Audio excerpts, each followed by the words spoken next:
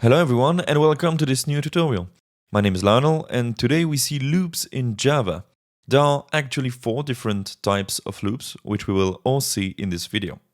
But first of all, what is a loop? Well, the simplest way to explain it is to say that it's a mechanism used to repeat the execution of a block of code multiple times. Okay, so let's start with the first and most usual form of loop called the for loop.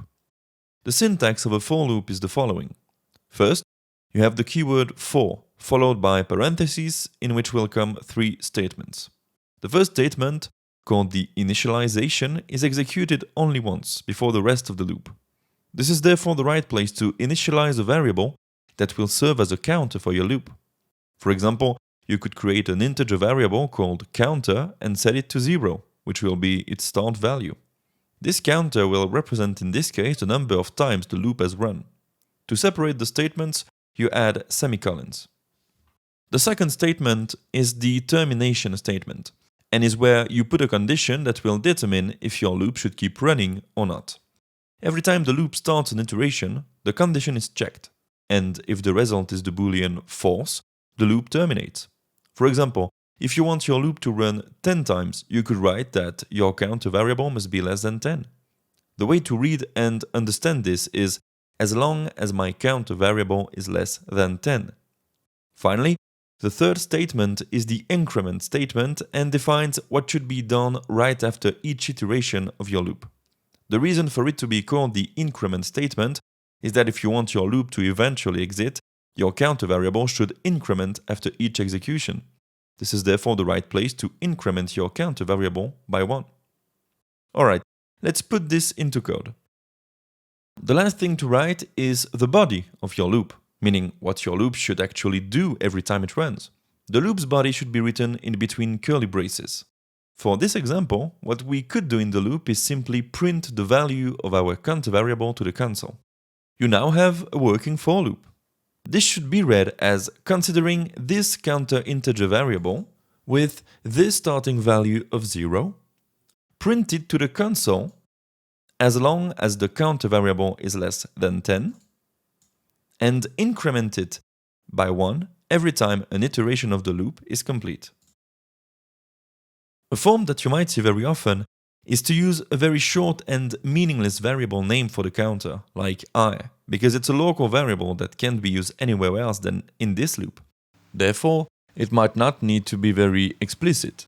So, you could replace the counter variable name by I, making the whole loop much shorter to read. Now, if we run our program, we simply see our variable printed to the console, starting from 0 and getting up to 9. When 9 got printed, our increment statement got executed, therefore getting our variable to 10. Then the condition got checked, and since 10 is not less than 10, our loop terminated. If we wanted to also have 10 printed, we could change the condition to less than or equal to 10. Now if we run the program, we would also see 10 printed to the console. Alright, that's it for the first type of loop. Let's now jump into the second type of loop called the while loop. The while loop syntax is very straightforward. You just write while and add parentheses. In these you'll put a condition, then you add curly braces in which you'll put your loop's body. If we wanted to print the numbers from 0 to 9 again, but this time with this type of loop, we would do it by creating a local variable that we could name counter. Then, in the condition of our while loop, we would specify that our counter variable must be less than 10. Then, in the body, we would print the value of our counter variable. And at the end, we would need to increment it. The way to read this is, while our counter variable is less than 10, run the loop.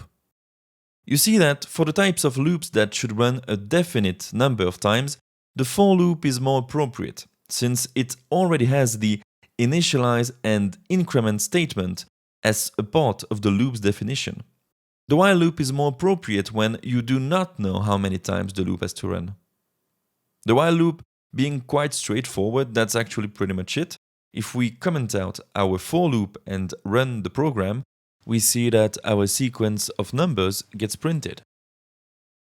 Let's now jump to the next type of loop, called the do-while loop, which is almost the same as the while loop.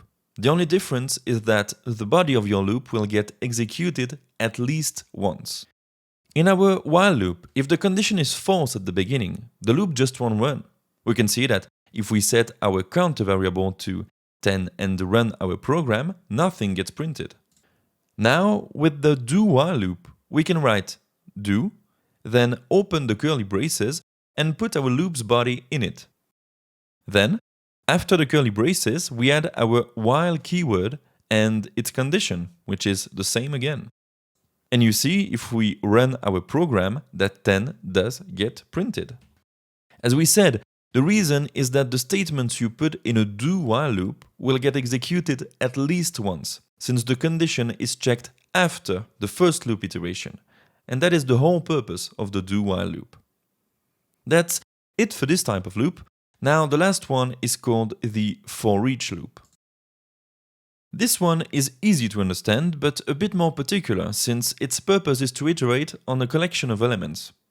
Let's first create an array of strings, which we will call names, and initialize it to have the elements Tom, Bob, Jane, and Emmy.